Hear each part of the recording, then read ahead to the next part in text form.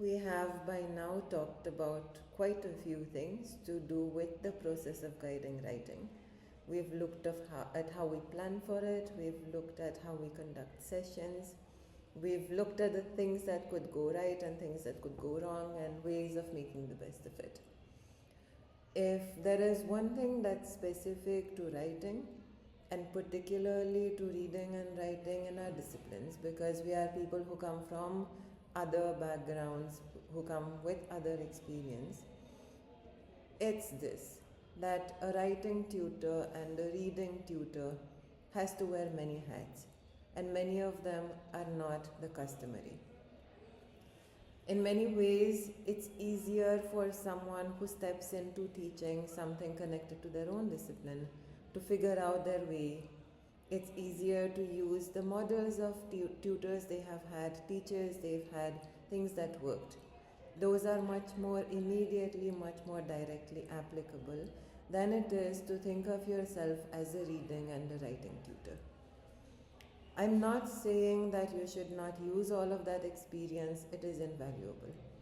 But add it to everything that you have seen your tutors do, your favorite teachers if you want. You need to think of the following hats that we as writing and reading tutors need to wear. That first of all, we are interacting with a group of students as knowledge experts. Just like when one teaches a course in tectonics or when one teaches a course in urban planning policy, one comes with expertise in that domain. It's something that one has studied deeply, that one has a clear understanding of, that one knows the best books about.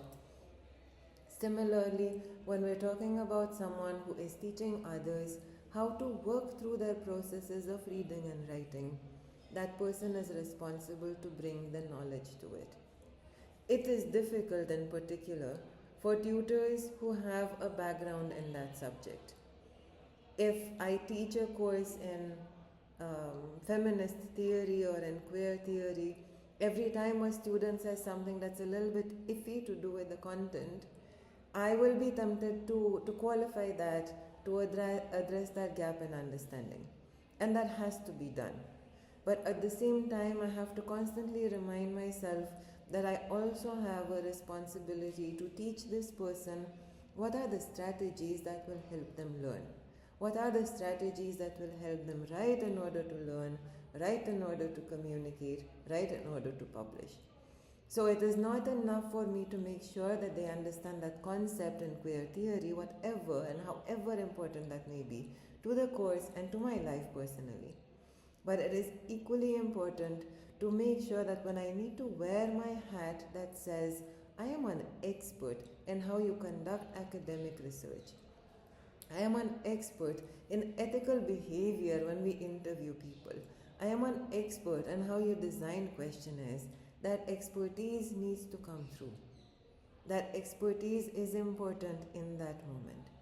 And I need to know when to use it. I need to know when I have to hold back from adding one layer of content knowledge in order to help my students or help my peers or help the person I'm working with gain something that will benefit them in a broader fashion. Not only in this topic, not only in this content, but in learning everything and expressing everything. So my knowledge expert hat does not have to do with expertise in design or in architecture or in urban planning or in engineering. It's to do with expertise in how texts work, how they can be read, how they can be communicated. I need to acquire that if I don't have it. For many of us, it will have to be a long process in which we start with gaining expertise in the thing that we have to do right now this semester. In how you write a manifesto, and how you write a design intent, and how you write an exhibition introduction, and how you write a student essay, and how you write whatever it is that you're asking the students to write, or how you read it. Assuming that is covered, I am not only a knowledge expert who goes to class and who makes a presentation on what a manifesto is, but I am also, in relation to this group, a mentor. In order to be a mentor, I need to know how to do those things myself. If I'm asking my students to write a manifesto, I need to take the time and I need to write on myself. So I know what the process feels like. So I know what the struggles are, so I know how long it takes, so I know how I get stuck and how I get unstuck. Without my own practice, without my own expertise, I lack the empathy to guide someone through that. And it may be that I don't have the expertise in writing, a review of literature, but I have expertise in writing book reviews. I need to pull that all together and to make it work for me. And then I am a mentor to my student by not only sharing my knowledge with them, but sharing practical experience and tips, being able to identify in the moment this is where they're stuck. Maybe in this moment they are demotivated even though they're this close to finishing, to reaching where I want them to reach. Maybe they're not able to see what it would take to get them where they need to get. Maybe they don't know the sources, they don't know where to look for them. Maybe they find something too difficult. I need to be there as the person who at the same time pushes and encourages and has a good word whenever something is going wrong and is able to say, listen, this paragraph works really well. This paragraph has half the job done. Just build on it and you will reach there. That is what being a mentor entails. Being only one person in relation to someone who's struggling with writing or with reading is not enough. It cannot be enough. For us as tutors, it is important to be able to identify when to be supportive, when to be demanding, and even when we are supportive and forgiving and understanding and empathetic, to make sure that this is not at the cost of learning. Because our primary responsibility is still to make sure that all our students, even the ones who hate it, even the ones who hate us, are able to learn what they're meant to learn. That's our commitment. And if we've mastered this hat as well, especially as writing tutors, we are also very often our students' ally. We are our students' ally in contexts in which the students have to interact with other tutors as well, because we've been through writing, we've been through reading, and we know how we can stumble.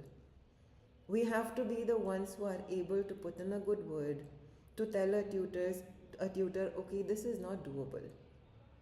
Maybe 80% of the students have done it, but these 20% have not been able to.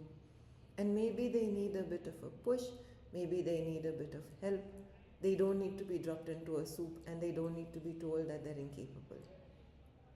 Maybe sometimes we need to have these conversations with our fellow tutors or TAs. Maybe we need to have these conversations with the peer group in the classroom, so that people do not laugh at others who find it more difficult than they do, so that people's struggles and efforts are appreciated.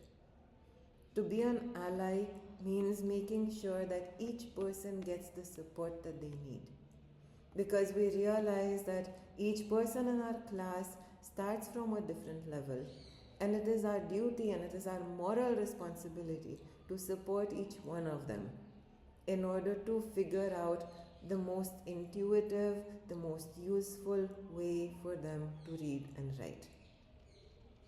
And it might be frustrating and it might be difficult, but being an ally will mean putting in that work.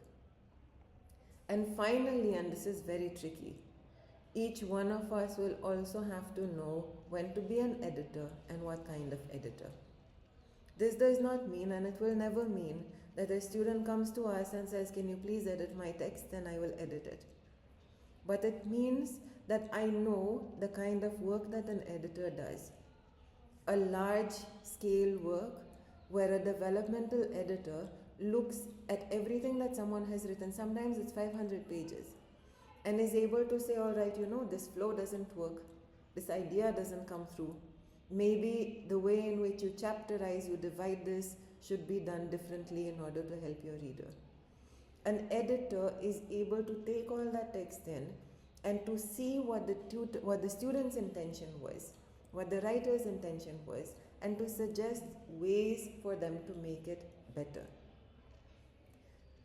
An editor's job is to see the potential and to be able to tell the writer, even if you're feeling disheartened right now, this text has something in it. It has an idea, it has something in a nutshell, it needs more work. This is the fastest, easiest way to put in that work and your text will get better. An editor is able to tell whether the problem with a text is at a large level or at a small level. Whether the larger idea is not clear and that's why the text is not clear, or whether the larger idea is clear but not enough content is provided, not enough context, not enough background, not enough substantiation, not enough examples. An editor is able to say, you must do this for these reasons, and next time you stumble across something similar, keep this in mind. An editor's job is to tell the writer, okay, listen, you have a tendency to say things in the passive voice when you may not mean to. When you say things in the passive voice, this is the impact it has on the reader. It gives them a sense of lack of responsibility.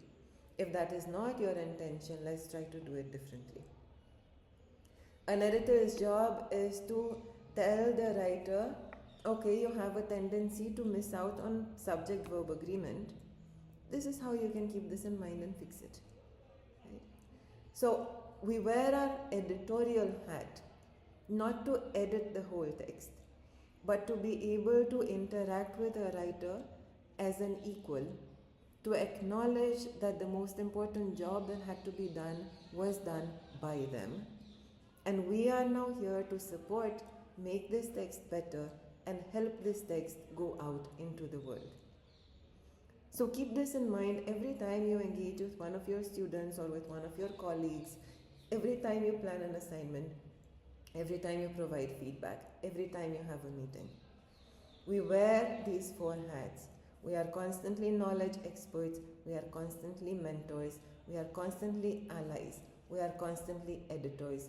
We emphasize one of them as the need comes, as the need arises. But we need to constantly be ready to perform all these roles, particularly in reading and writing, but also in everything else.